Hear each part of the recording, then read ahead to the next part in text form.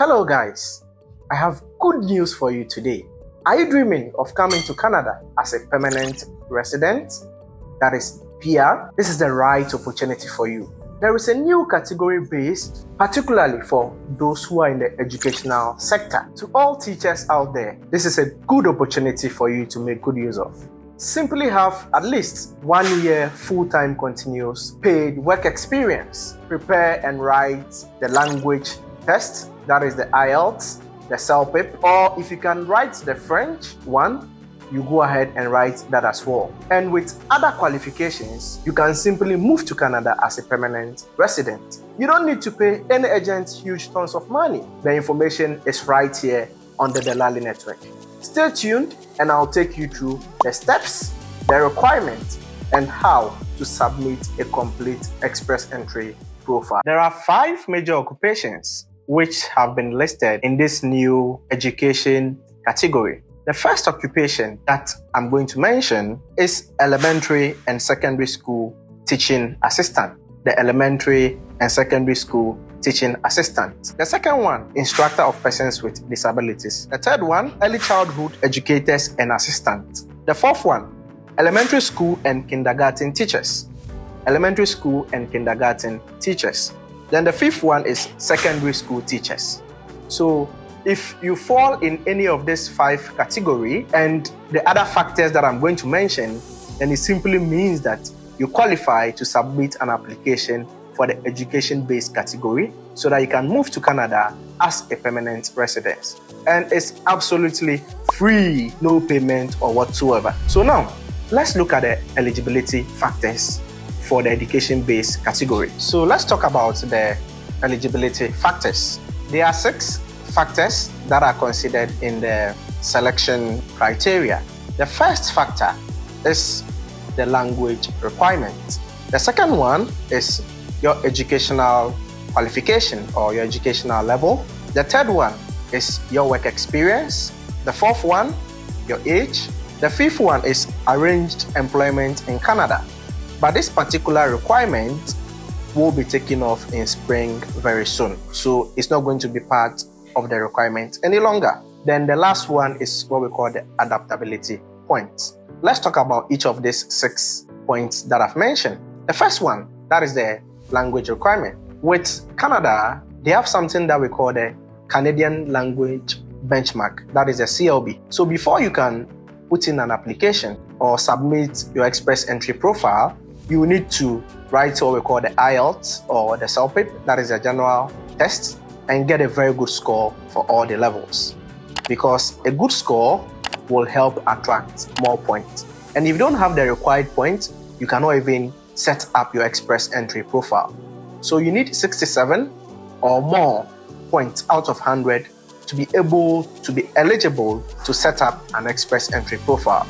So let's take note of, even though I've mentioned these 6 factors, you should know that a point of 67 or more out of 100 will make you eligible to now set up your express entry profile. It doesn't mean that 67 or more is going to help you get your permanent residency.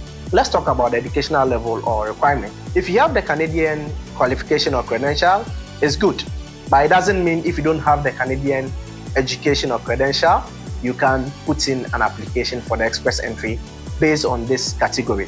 If you have credential back home, for example, from Ghana, South Africa, from whatever part of the world, what you simply need to do is what we call an educational credential assessment, which is the ECE. And when you're doing that, you choose the one for immigration purposes. Your credentials will be evaluated and it will be put at par with that of the Canadian system. And once you do this, you are able to get points. And note, the evaluation you are going to do is valid for 5 good years. 5 good years. So let's take note of that. Also, you evaluate what we call your highest qualification.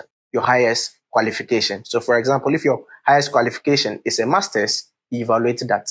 But when you have 2 or more certificates or degrees or diplomas, and one of them is 3 or more years of study, you can evaluate both and get additional points. Now, let's talk about the work experience. So for this new category, that's the education-based category, you need 6 months full-time continuous work experience. Or even if it's part-time, it should still amount to that 6 months full-time continuous, even if it's a part-time work.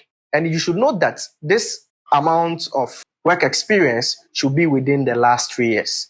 It should be within the last 3 years. So it's easy peasy if you ask me. Just 6 months full-time continuous work experience within the last 3 years. But there is one little technical thing that we have to take note of. With the express entry system itself, before you can even be eligible to create a profile, you need 1 year full-time paid work experience. So if you have the 6 month work experience, which is continuous within the last 3 years, you should also note that that same work experience should be more than at least a year so that you can be eligible to create an express entry profile. So that is the information about the work experience. Now let's come to the age. Earlier, I mentioned that the more documents you have or the more information you have, the more it boosts your points since it's a point-based draw or it's a point-based system. With the age, it doesn't work that way. The more you are growing older, the more points you lose. So when you are 29 years of age or above, you start losing points little by little.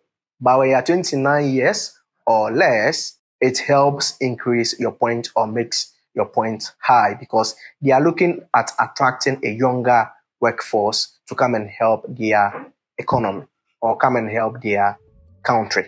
Let's talk about the arranged employment in Canada. So there are cases whereby people are able to get like some job offers, what we call the LMI, Labor Market Impact Assessment job offers. And with that, people are able to get between 50 to 200 points just from those arranged that they get. But then in some couple of weeks' time, this particular eligibility or this particular requirement will be taken away. So we wouldn't even have to worry about it. Let's look at some of the ways by which one can miss a point because it's a numbers game. So when your number is high, it helps you the more. So one thing that you can do to boost your points is getting a provincial nomination. With Canada, there are some provinces here that they can nominate you. And once these provinces nominate you, you get 600 points automatically. And with that 600 points, once you submit an express entry profile and you let them know that you've been nominated, at the federal level, you don't need much points to qualify to be nominated. Another thing you can do is when you're married, your spouse can also evaluate his or her educational credentials and also write the proficiency, that's the language proficiency test, so that they get a very good score. That can also help boost your scores or your points. Then another thing that can also boost your points is you having an additional degree. An additional degree simply means that, let's say you have a 3 years diploma, you have, let's say, another 3 years or 4 years bachelor's. This additional qualification will also give you some points. So let's take note of that.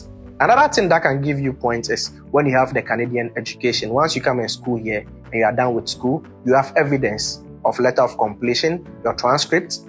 These things serve as an evidence that you've schooled in the country, and it will also give the required point. Then let's talk about having Canadian work experience. When you are here legally and you are working legally, the work experience you gain, be it 1 year or more, can also help you get some points. Those who are here and are working legally, you can also take advantage of this. Then the next one is when you have a sibling in Canada who is a citizen or a permanent resident, through that sibling, you can also get some points. And you have to be directly related to that sibling through at least one parent. With all this that I have said, one will be able to tell whether he or she qualifies for this education-based category by simply doing a Google search and typing Comprehensive Ranking Score Calculator, CRS Calculator. It will pop up and bring you a link. You click on the link. There are a list of questions that it will ask you. You answer them truthfully. There are a number of points that will pop up based on the responses you give to the questions that you've been asked. Using that point, you'll be able to determine whether you are eligible to submit a full express entry profile. This is a golden opportunity, and I will say all educators and all teachers out there should make good use of new category based for education. My anticipation is that since it's a new category, the first or the couple of few draws that we'll be doing, the point will not really be high. I'm anticipating points around 400 plus. So the time is now for you to prepare and wait for the opportunity. If you need more information, just leave comments for me in the comment section and I'll respond. I'll also be attaching the links to the CRS calculator and setting up the express entry profile in the comment section of this video. Don't forget to like, don't forget to share, don't forget to comment, and don't forget to subscribe. Do have a lovely day, and I love you all. Bye-bye.